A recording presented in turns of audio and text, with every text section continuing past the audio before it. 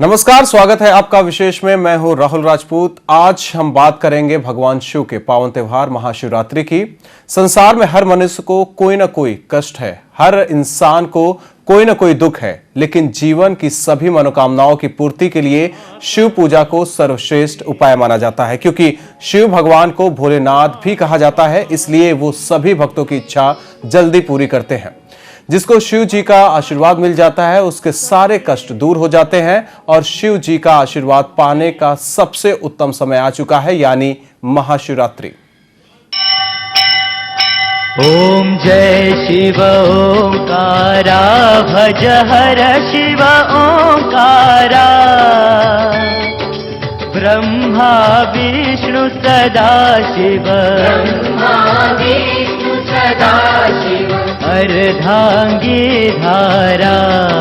जय शिव ओंकारा।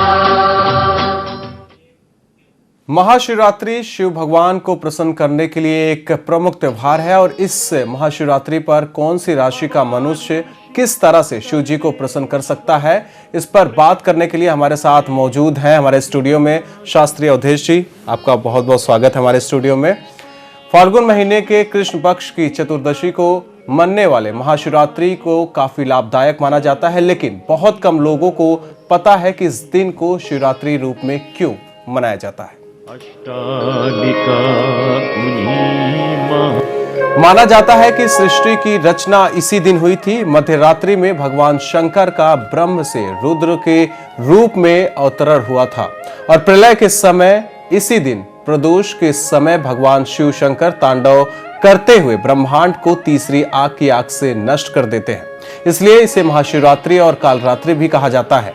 अगर बात करें भगवान शिव की तो भगवान भोले शंकर को काफी भोला माना जाता है और हम जिन वस्तुओं का प्रयोग भी नहीं करते हैं भगवान शिव को वही सब प्रिय है। फिर चाहे वो धतूरा हो, बेलपत्र हो, आंख हो या भांग, भगवान भोले शंकर को सभी प्रिय हैं। कहते हैं कि शिव की पूजा करने से हर तरह की तकलीफ दूर होती है और सुख की प्राप्ति होती है। माना जाता है कि महाशिवरात्रि के दिन शिव की पूजा अर्चना करके भक्तों को अत्यंत लाभ पहुंचता है। ऐसी भी मान्यता है कि शिव जी को बेलपत्र और दूध चढ़ाने से 3 जन्मों के आर्थिक, शारीरिक और मानसिक कष्ट नष्ट होते हैं। साथ ही दिल और मधुमेह जैसी बीमारियों से भी लाभ मिलता है।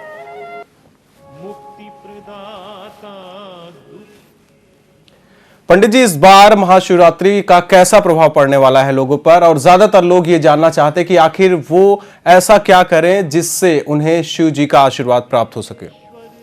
इस बार महाशिवरात्रि में भगवान शिव का जो वास है वह वृषभ वास है।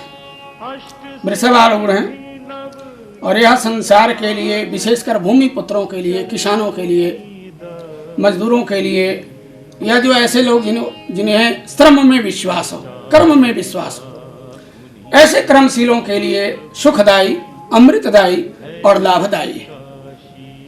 जहाँ तक राशिगत की बात है, सभी राशियों के लिए भगवान शिव की आराधना सर्वोपरि और हितकरी होगा, क्योंकि ज्योतिष शास्त्र में और धर्म शास्त्र में भावी मेट सकहि त्रिपुरारी, बाबा भोले के अंदर वह सामर्थ्य है कि जिससे जगत का कल्याण और प्राणी के यदि उसके पूर्वार्थ कर्म के कारण यदि कोई पीड़ा भी हो तो वह दूर करने में भी भगवान भोले का समर्थ गुण है। इस महाशिवरात्रि पर लोग किस तरीके से उनकी पूजा अर्चना करें जिससे उनको लाभ की प्राप्ति हो? बहुत सुंदर प्रश्न किया आपने। ऐसे तो भगवान शिव भोले रूप में है। आप अगर ध्यान से देखें तो पंचामृत से लेकर के पत्रम पुष्पम फलम तोयम, पत्र पुष्प से भी प्रसन्न हो जाते हैं। लेकिन फिर भी ज्योतिष शास्त्र के अनुसार मेष राशि वालों के अधिपति श्री मंगल देव है और ज्योतिष शास्त्र में मंगल का कलर लाल माना गया है। मंगलो भूमिपुत्र ऋणहर्ता धनप्रद, तो मंगल भूमिपुत्र सुखदाता है।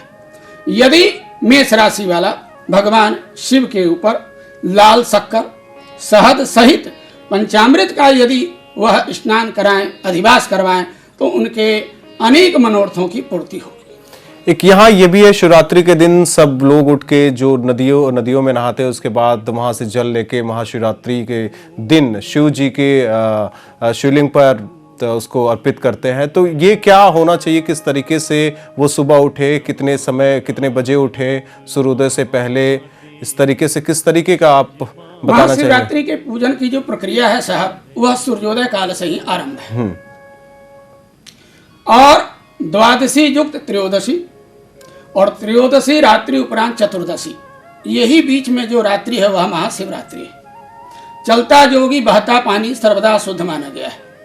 हमारे यहाँ नदियों को माता रूप में माना गया है। माता की अधिवास से ही भगवान वेद के अनुसार भी प्रथम देवता हमारी माँ मानी गई, मातृदेवो भव। तो नदियों के स्नान का समागम का अर्थ है कि सर्वप्रथम अपने माँ की आराधना करें। स्वयं भगवान शिव का भी यदि चरित्र देखें तो वह नारियों के लिए विशेष करके सम्मान रखते हैं। और चाहे सती हो चाहे माँ पार्वती, सभी का सम्मान, चाहे स्वयं श्री सीता जी हो, शिव जी ने अपने जीवन में कभी भी किसी नारी के प्रति कोई अपमानजनक आचरण आज तक न किया।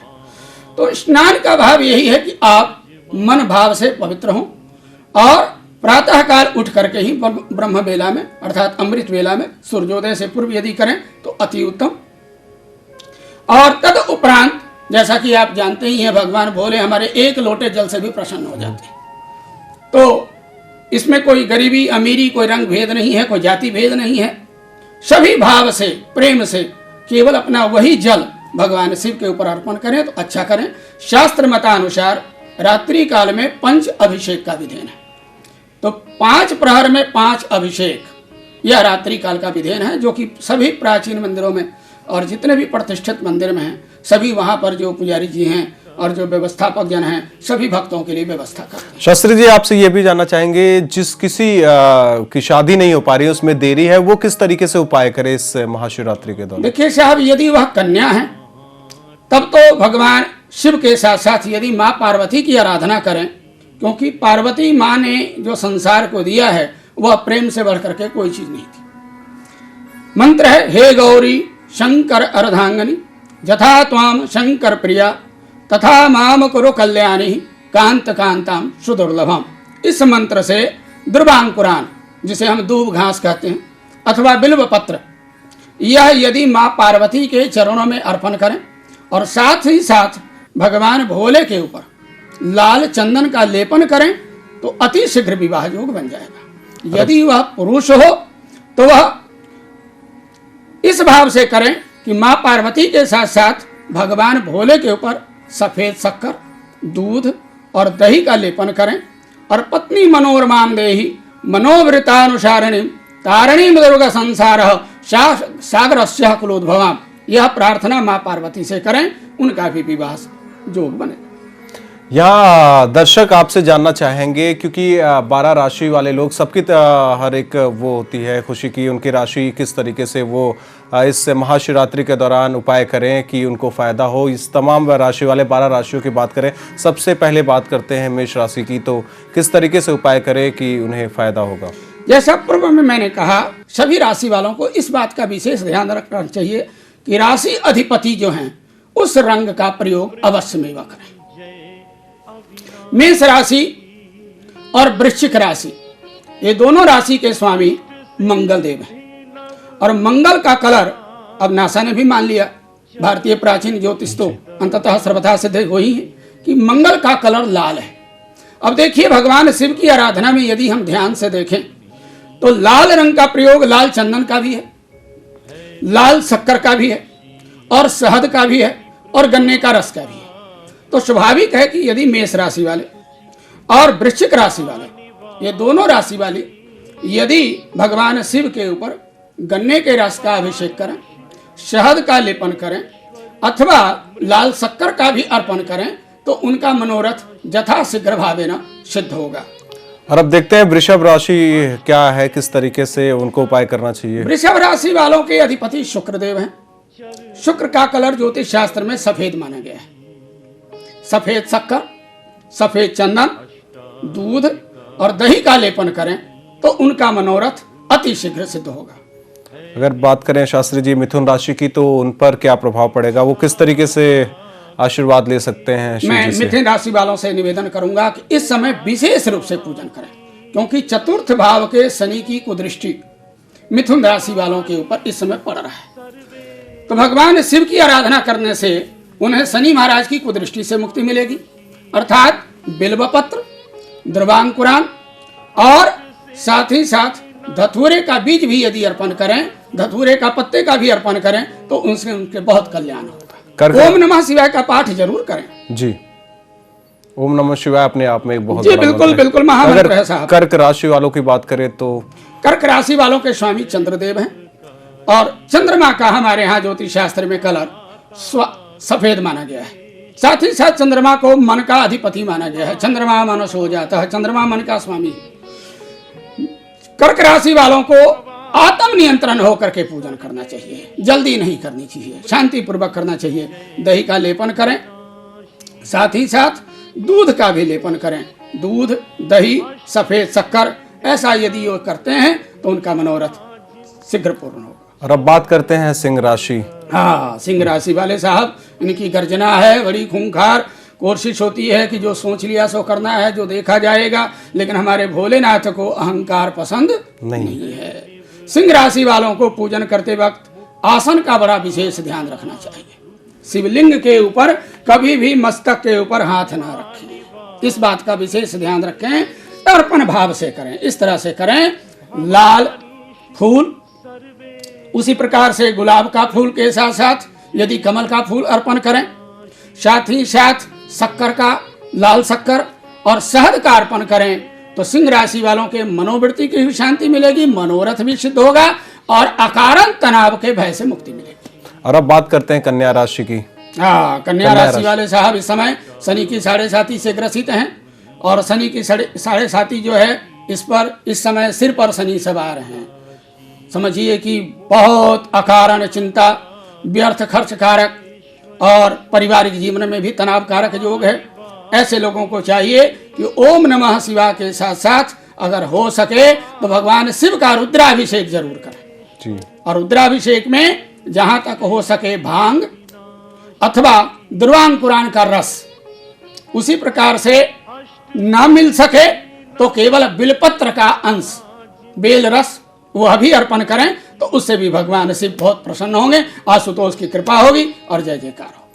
शास्त्री जी बाकी की राशियों पर बात करेंगे, लेकिन यहाँ लेते हैं एक छोटा सा ब्रेक। ब्रेक के बाद भी शास्त्री जी से पूछेंगे कि बाकी राशियों का क्या हाल रहेगा इस महाशिवरात्रि पर। आप देखते रहिए विशेष। ओम जय शिव ओंकारा, भज हर शिव ओंकारा। ब्रह्मा विष्णु सदा शिव, अर्धांगी धारा।